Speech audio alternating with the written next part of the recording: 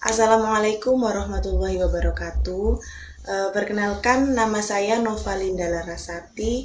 Di sini saya akan mempresentasikan hasil dari artikel saya yang berjudul Pengaruh Model Pembelajaran Kooperatif Tipe Example Non-Example terhadap kemampuan berpikir kritis siswa kelas 4 SD Hang Tuah 10 Juanda.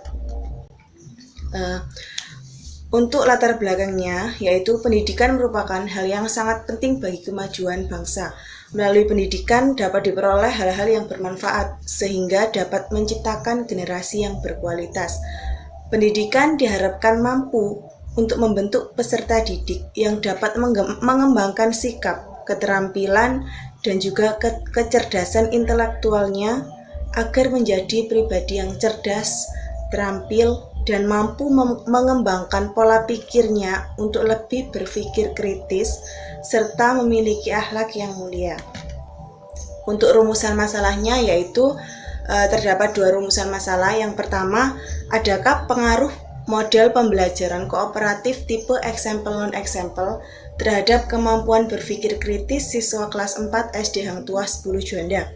Dan yang kedua yaitu bagaimana aktivitas siswa kelas 4 yang diajar dengan menggunakan model example non-example di SD Hang Tuah 10 Juanda. Untuk tujuan penelitiannya yaitu yang pertama mengetahui pengaruh model pembelajaran kooperatif tipe example non-example terhadap kemampuan berpikir kritis siswa kelas 4 SD Hang Tuah 10 Juanda. Untuk tujuan penelitian yang kedua yaitu untuk mengetahui aktivitas siswa kelas 4 yang diajar dengan menggunakan model pembelajaran example non-example di SD Hang Tuah 10 Juanda. Untuk metode penelitiannya yaitu di sini saya menggunakan metode penelitian kuantitatif, dan penelitian ini menggunakan rancangan penelitian tipe post-test only control design.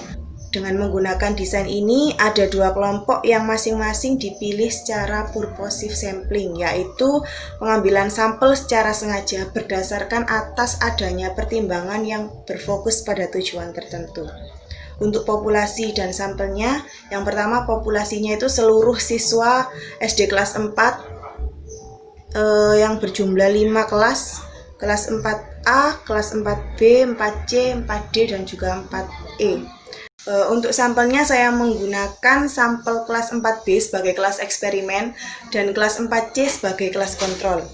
Untuk variabel penelitian dan definisi operasional variabelnya, yang pertama identifikasi variabel yang terdiri dari variabel bebas yaitu model pembelajaran kooperatif tipe example non-example.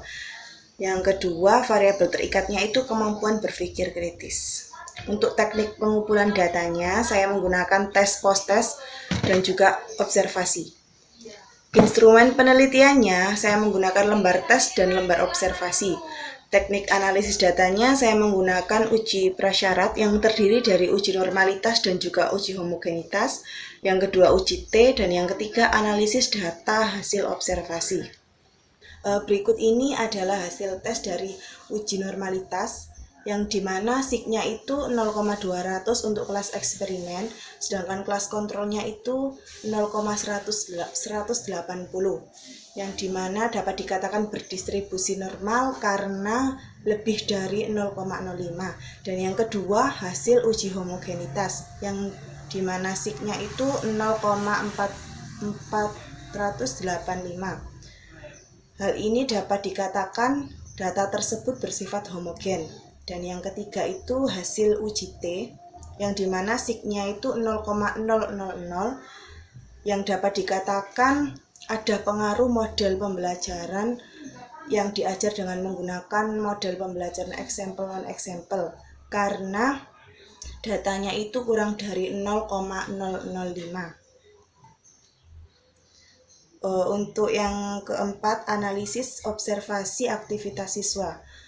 Observer yang pertama itu diperoleh persentase 85%, sedangkan observer yang kedua 87,39%, sehingga dapat disimpulkan dengan jumlah skor keseluruhan sebanyak 793 dengan diperoleh persentase 86,19%, yang dapat membuktikan bahwa aktivitas siswa dalam pembelajaran di kelas itu adalah baik atau dikategorikan sebagai pembelajaran yang baik.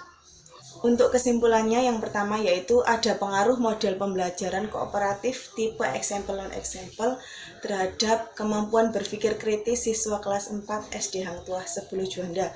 Dan yang kedua yaitu aktivitas siswa kelas 4 dalam proses pembelajaran menggunakan model pembelajaran kooperatif tipe eksempel dan eksempel ini dapat dikategorikan baik, yaitu dengan prosentase 86,19%. Terima kasih, mungkin itu saja yang dapat saya sampaikan, kurang lebihnya saya mohon maaf yang sebesar-besarnya. Saya akhiri, wassalamualaikum warahmatullahi wabarakatuh.